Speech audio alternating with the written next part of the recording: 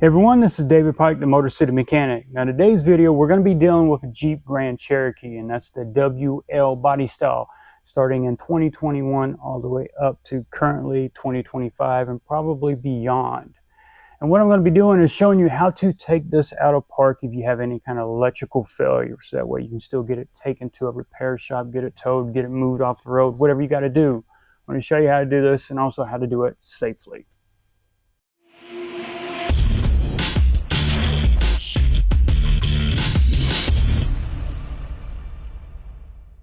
So at some point you may run into an issue where the vehicle is just dead. You cannot power it up, you cannot move the vehicle because the transmission is locked in park, and you're going to have to somehow get this thing on a wrecker or get it pushed out of the way.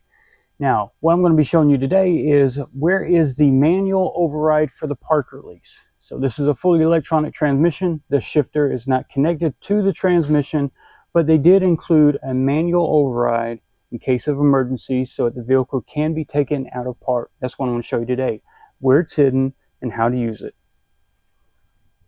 Now, the mechanical override on different vehicles is located in different places. Some of them are on the center console, some are in front of the shifter. On this Jeep Grand Cherokee, it's going to be located on the driver's side, left side kick panel. There's going to be a plastic trim panel right here that you need to remove. Once you get that out of the way, then you're going to have access to the mechanical override. So in order to get access to the manual park override, we've got to remove this plastic cover. Now it's got two fingers at the front that kind of just guide it in, and the actual plastic snaps that kind of keep it locked in place are here and here. And if you look real close, you may not be able to see it. We've got two recessed areas here and here. In a perfect world, do you have a lot of tools with you? No. Usually I would show you how to use the skeleton key in the remote. We don't have a lot of room and we don't want to really scratch it when we need to. If you've got a pocket knife, that works good. Get up in there, pry it. Or the best thing, if possible, is a plastic trim stick. Whatever you have available. You're going to reach up in here and you're going to pop it loose. This one has something plugged into the OBD port. We'll move out of the way and we'll just pivot it and take it off.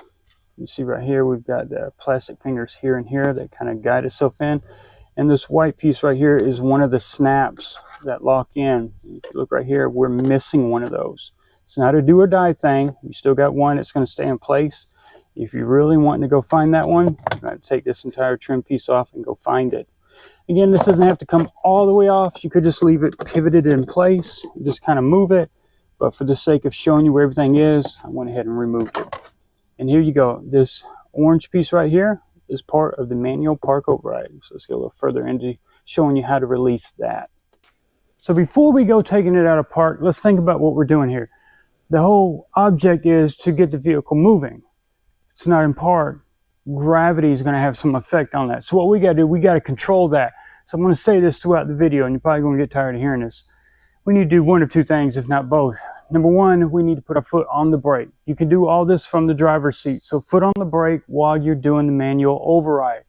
Other thing you could do is actually block the tires, either the front or the back. You could use some wood, some rocks, whatever it takes, something to stop the vehicle from moving, because we want to control this. We don't want to hurt you or somebody else. Again, you're going to hear me say this over and over till you get sick in your stomach.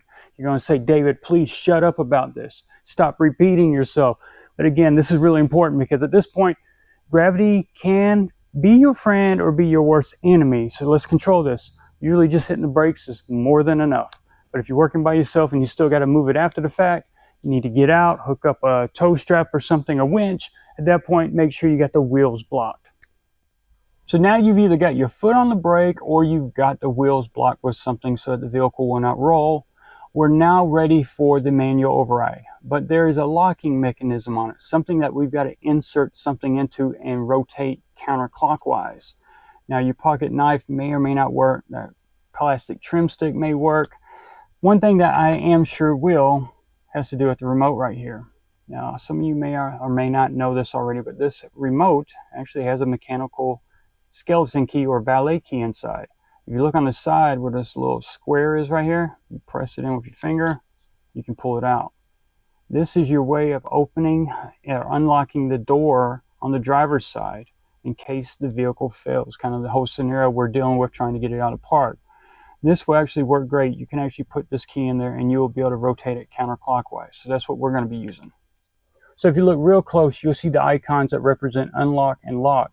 Right now it's in the lock position. We're going to rotate it counterclockwise. We're going to grab our little valet key, insert it, and rotate it.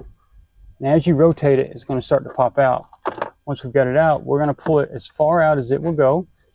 At that point, it should just hang there. Now we know that we are in neutral and the vehicle can be moved. Now, once you're done, we've got to reinstall it. Now, there's a little notch right up here. And there's also a little raised area here. These two need to line up. So what we're going to do is we're going to do basically the same thing, but in reverse. We're going to pull all the way out on it as hard as you can. And now it's going to start pulling it inside. We're going to rotate it down, keep that little raised area lined up with that little cutout. There you go. And as you push it down, it's actually going to start rotating by itself until you hear a click. And there you go. It's officially back in park like it's supposed to be, back to normal. So now that we're done with the park override, we need to go ahead and install the plastic trim panel. Remember, we got two little fingers I was telling you about. There you go. And that cutout right there. And then we've also got the plastic fingers there. Again, one of the white pieces is missing, and it goes here and here. So we'll lock this in right here, slide it up in there. And now we'll rotate it, line it up, just squeeze it tight. It locks in place. So hopefully at this point you've learned something new. And remember, I've said this over and over and over in this video, please make sure you have your foot on the brakes and you've got something under the tires so that the vehicle will not move. I don't want you to get hurt, and I don't want no one else to get hurt. And I don't want you to get in trouble for damaging something. So as you saw, it's not a difficult procedure. It's really cut and dry as long as you know where that override is. If anything, you probably learned that you've got a valet key in your remote. So at least maybe you've got 2 things you've learned today.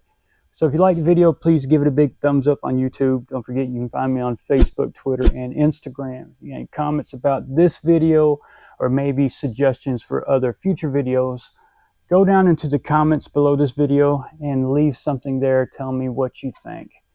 Also, if you shop on Amazon, which pretty much everyone does, if you scroll down just below the video, in the beginning of that description, there's a link. If you click on that link, make that your Amazon homepage. And from then on, anything you buy whatsoever will help support this channel. Once again, everybody, thanks for watching.